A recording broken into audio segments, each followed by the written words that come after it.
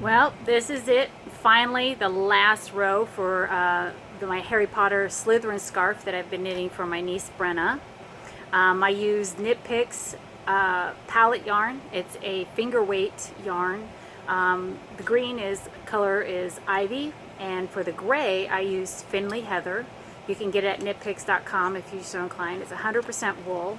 Hand wash, dry flat. If you don't hand wash it, you're guaranteed to pretty much felt it. So, like I said, it's 100% Peruvian wool.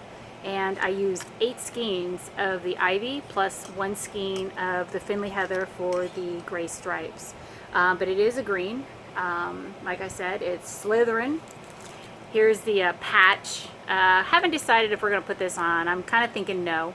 But I am on the very last row, so I'm really excited. As you can see, I have this much yarn left of the last skein, skein number 8, which should be enough to do the fringe and finishing techniques.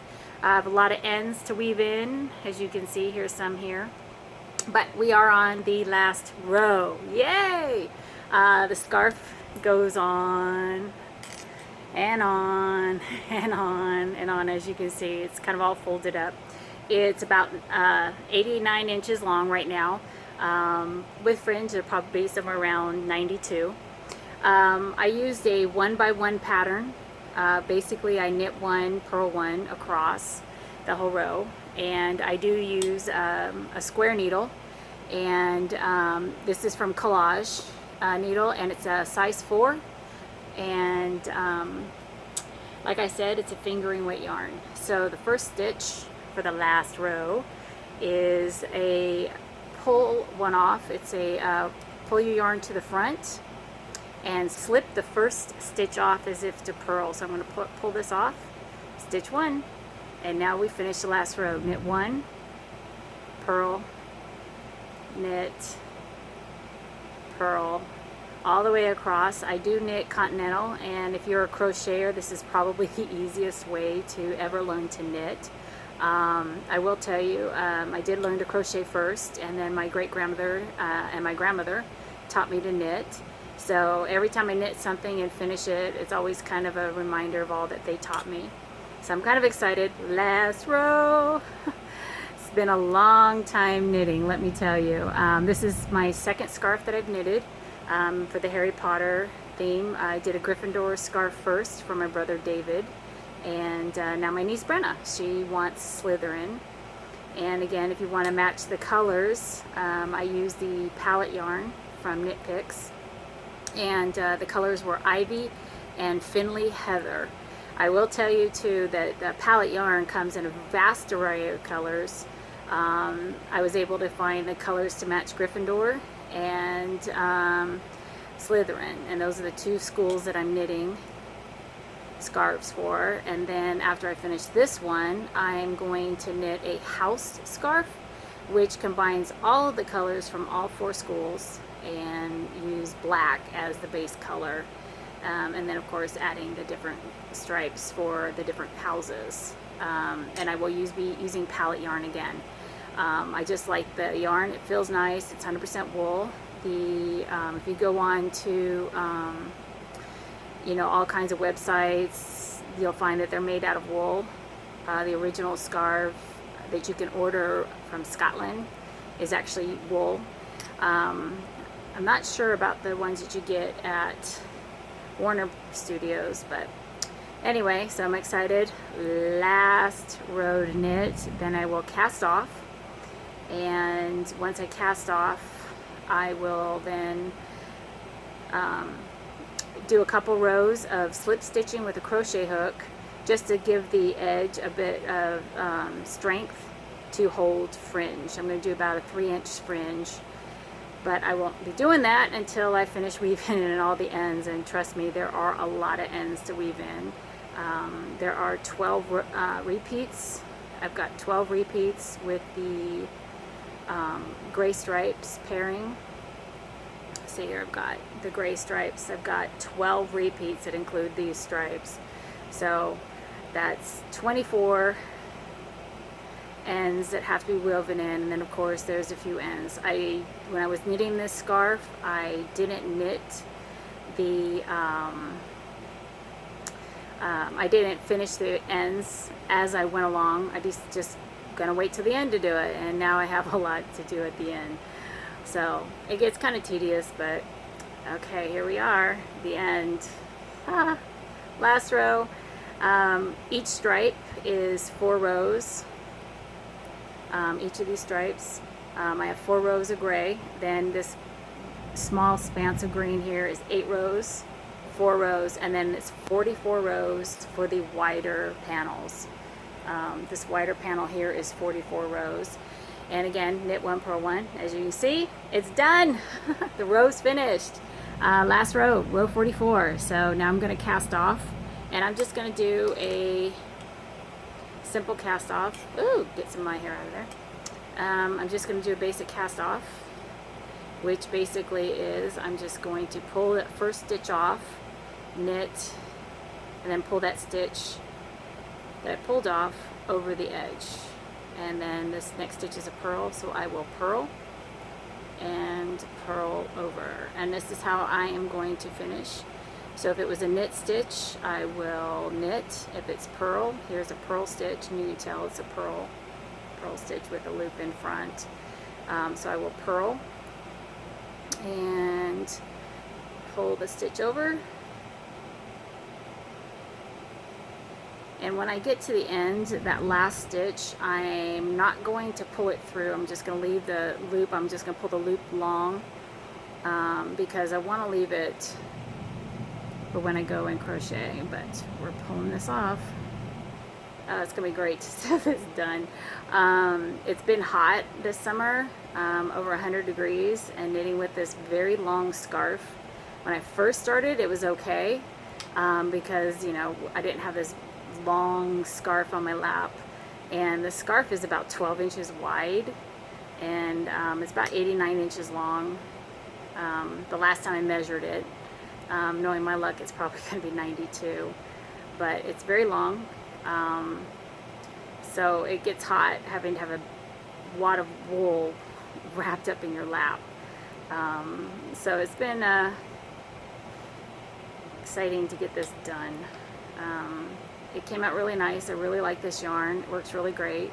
One of the things about knitting with a 1x1 pattern, which is, you know, again, knit 1, purl 1, rib pattern, is that the scarf lays flat. It doesn't curl up like you would like with a stockinette or an all pearl scarf, or, you know, some of the cable patterns, they just kind of roll up. This one doesn't.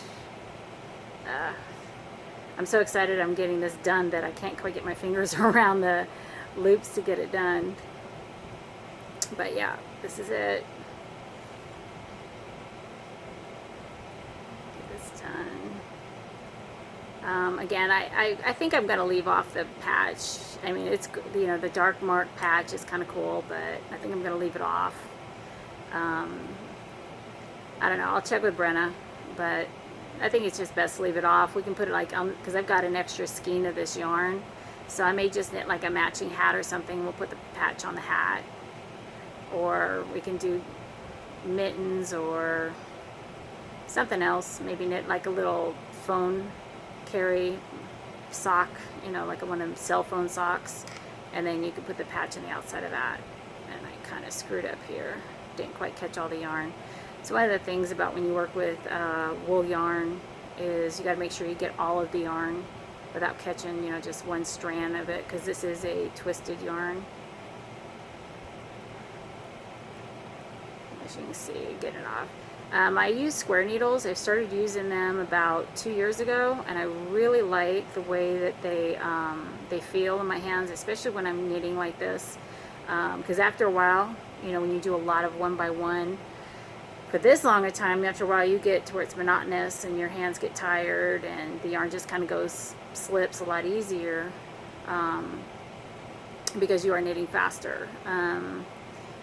Once you've been doing the same pattern over and over, you tend to knit a little bit faster. Plus you make a few more mistakes, but you do knit a little faster. So I found that using the square needles, I have a better grip on the needles. And with it being, like I said, 100 degrees, real hot now in the summer, it's been great to have these needles, better grip. So I only have a couple sizes of this square needles. So I'm gonna get me some more because I really like the way they work. I will tell you though that your tension on the square needles tends to be tighter. I found that I actually knit a smaller gauge with the square needles, which is why I'm using a size 4 instead of a size 3 with this yarn.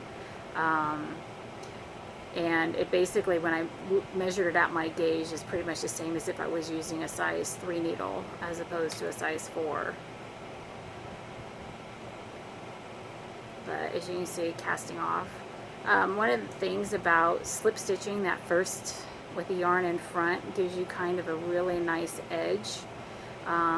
Really gives you a good finish along the edge, because again, you're not finishing the edge with anything. The edge is just going to be as it is when it's knitted up. So slipping that first one with the yarn in front as if to purl, you actually get a very nice finish on the edge, and you don't really have to worry about anything. Ugh, gotta pull some more yarn up. Okay, so we're about halfway done. I believe I cast on 106. When you do a 1x1 pattern, you want to make sure that you cast on even number of stitches. Let's see. I believe for this scarf, like I said, I cast on 106 stitches. And like I said, I knit 44 rows of the primary color, which was this ivy green. Then I did 4 rows of the gray, 8 rows of the green, another 4 rows of the gray because I wanted a double stripe. And then I went ahead and, whoops, knock over the camera. That's not good. I then went over and started the repeat again, knitting 44 rows. Once I finished 12 repeats, I went ahead and knit another 44 rows of the dark green just to balance out the scarf itself. And like I said, it's about 89 inches, 92 inches. I'll put on fringe on the edge, and I'm also going to use a crochet hook, and I'm going to do a couple rows of slip stitching just to give the edge a little bit more stability, because like I said, I am putting on some fringe. This scarf, when you wash it, is, because the yarn is a 100% wool, it's 100% Peruvian wool actually, it will felt if you wash and agitate it in warm water. So hand wash cool, and like I said, again, it's a pretty even yarn. It's great for when you do ferrule knitting, and it has a very vast array of colors. So if you're trying to match school colors, it's really a great one. Like I said, I did a Gryffindor scarf for my brother David, and they had the right colors for that. I believe the red was, I used Current. I believe the color was called Current. But it's on my Ravelry page. You can go to Ravelry.com and check it out. I have the link for the original pattern that I used, and some other details in this scheme. So we're going to get this last bit done.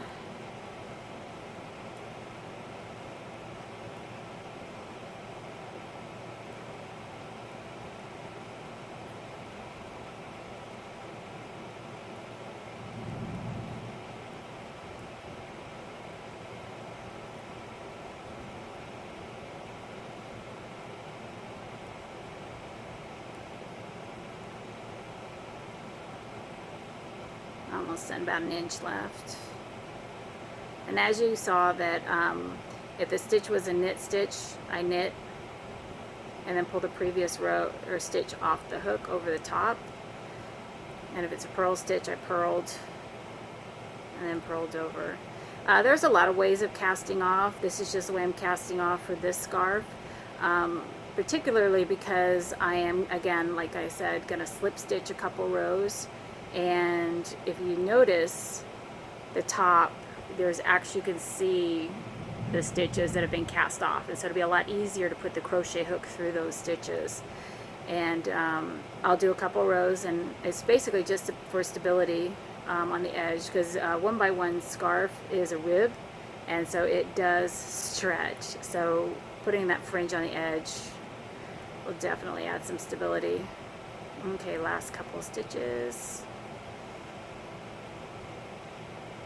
And last stitch. Last stitch, yay! And there we go, and I'll just pull that loop up. And I'll grab some scissors in a little bit and cut it. But just to show you, again, these are the square needles. I really like them. It's Collage that I use. That's the brand. They're a steel needle. And again, size 4. The yarn I used was Knit Picks Palette.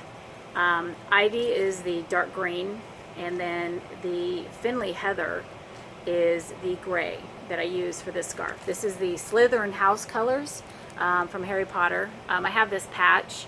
I'm not sure I'm going to use this patch as it is right now. I'm kind of thinking, nah, it looks, you know, because if you look at the width of the scarf, it's 12 inches, and the patch just kind of doesn't really fit so well in the middle. It's kind of small. But anyway, as you can see, it's a knit 1x1, and it just stretch. So what I'm going to do is, I have finished off. I'm not going to cut the yarn. I'm actually going to get a crochet hook, and I'm going to crochet a couple of slip stitch rows across to give it some stability. And then I'm going to add about 3-inch fringe. And as you can see, it just kind of looks like a lettuce leafing, kind of curls a little bit. When you add that, it's going to just kind of stabilize it to where it looks flat. Of course, this is 100% Peruvian wool, so it definitely needs to be blocked. And I'll do that after I do all the edges. As you can see, I've got a lot of edges to weave in. And but I finished knitting. It's all finished knit. Ha! Yay! Very happy about it. Love this yarn. It's Knit Picks Palette. It's a fingering weight, and like I said, I really like it. Vast array of colors.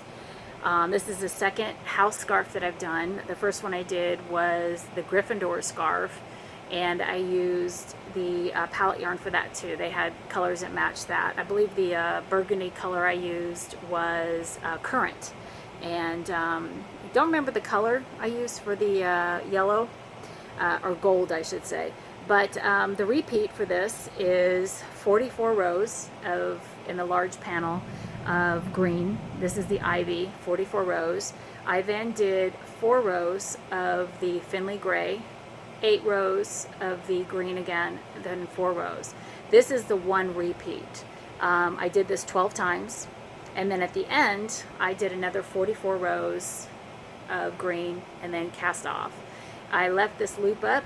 I'm going to go find a crochet hook now, and I will again slip stitch a couple rows to add stability at the end, and then I will go ahead and cut and finish off. At the other end, which I gotta find, is about, like I said, it's like 88 inches. I want to say it's probably longer than that now, but once we get to the other end, here we go. You can see this end here, it lays pretty good, pretty flat. And what I will do is I will also add a couple more rows of slip stitching here, just to give it a little extra stability, and it'll just, you know, it finishes off really nice. But here it is. It's 12 inches wide. I want to say it's 92 inches long, and I'm done. All the knitting's done. In 100-degree summer weather, I finished a wool scarf. So thank you for watching.